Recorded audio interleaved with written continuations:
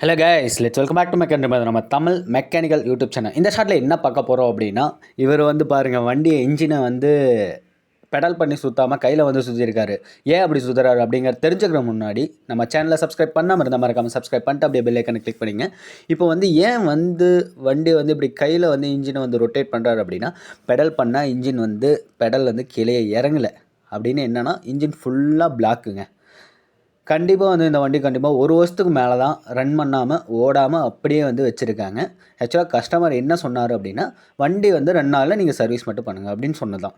நாம் எல்லாம் பண்ணிவிட்டு கடைசியில் வண்டியை வந்து ஸ்டார்ட் பண்ணி பார்க்கும்போது, நம்ம வந்து இனிஷியலாகவே ஸ்டார்ட் பண்ணி பார்த்தோம், வண்டி வந்து ஸ்டார்ட் ஆகலை.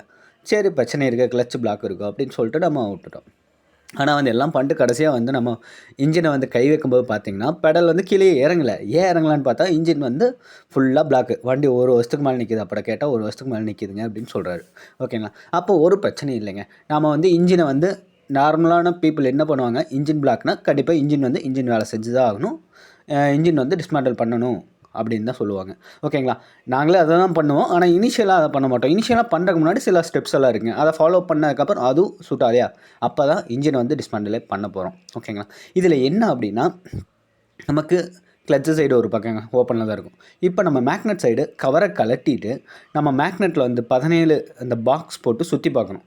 அப்போவுமே இறங்கலைங்க. சுற்றி பாக்ஸ் போட்டு சுற்றி வச்சு தட்டி மெதுவாக தட்டி இன்ஜினோட மேலே டாப்பில் இருக்குது பார்த்தீங்களா, பிளக்